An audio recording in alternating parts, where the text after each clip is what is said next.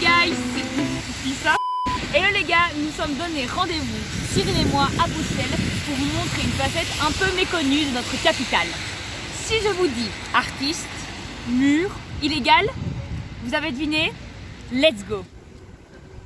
Alors, voici une œuvre qui se nomme Révolte, R-V-L-T.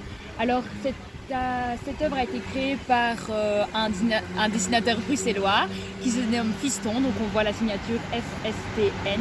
Alors Fiston, lui, met beaucoup de messages dans ses œuvres et là on peut vraiment voir un message de la dérive de notre société dans lequel on se révolte et on voit bien le cri qui sort de la bouche du personnage. On voit un nouveau graphe ici. Alors Olibi est un artiste peintre basé sur Bruxelles. Il a une vision optimiste, idéale, voire même onirique de notre société.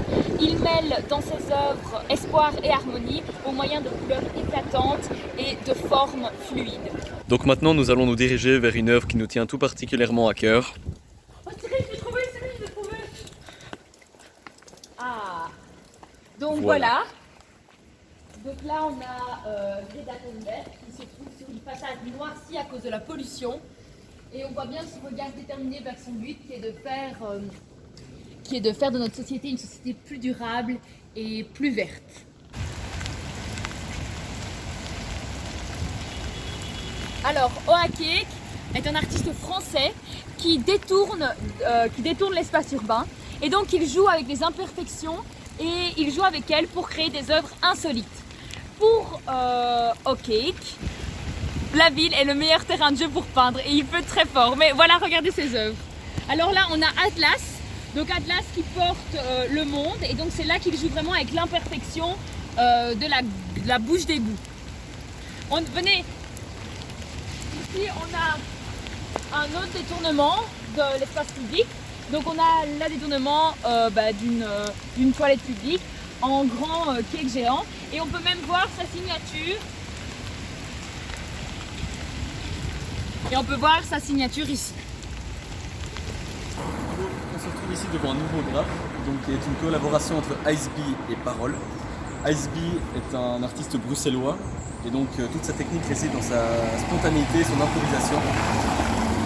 Tandis que Parole, en fait, c'est un artiste sculpteur. Et donc sa technique réside dans l'écriture de lettres qui sont tellement tordues qu'elles en deviennent illisibles. Alors, cette œuvre se prénomme La Belle Hip Hop. Elle a été créée dans le cadre de la Journée des droits des femmes. Ce sont des artistes 100% féminines qui ont créé cette œuvre. Et elle revendique vraiment le droit d'appartenir au genre du hip-hop et que ce n'est pas seulement pour les hommes. Alors, voici une autre œuvre. Cette œuvre se nomme Contre vents et marées. Elle fut créée dans le cadre de la nouvelle campagne publique de la ville de Bruxelles qui met en valeur les travailleurs pour la propreté.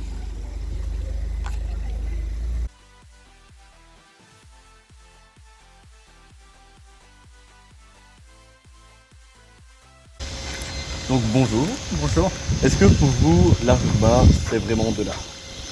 Je pense, oui. Après, il faut s'entendre sur ce qu'on considère comme de l'art. Il y a des tas de pratiques dans le milieu urbain et il y a des différences entre les uns et les autres.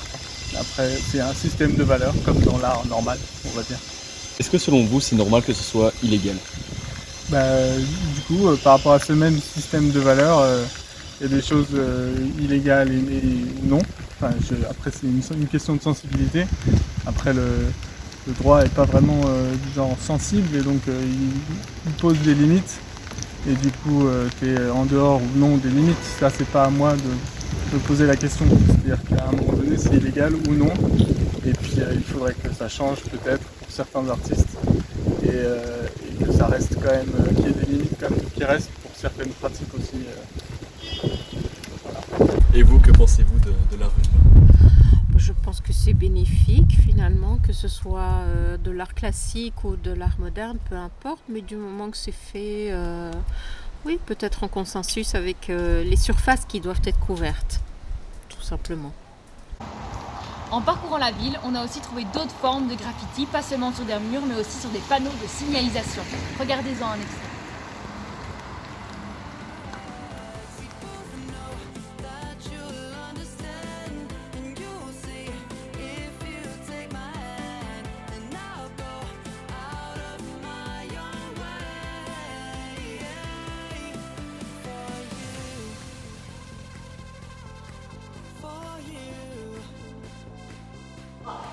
les amis.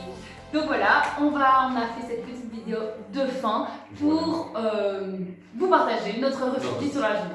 Donc moi, j'ai adoré, j'ai vraiment aimé chercher les graphes en parcourant la ville et en la découvrant. Et ce que j'ai vraiment aimé dans l'art urbain, c'est vraiment le fait que ça soit gratuit dans une société où les différentes formes de culture deviennent de plus en plus réservées à une élite vu leur coût.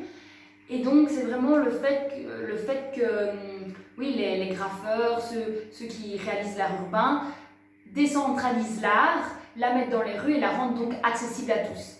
Et ce que j'aime vraiment, c'est que chaque œuvre a une âme et révèle un message sur la société.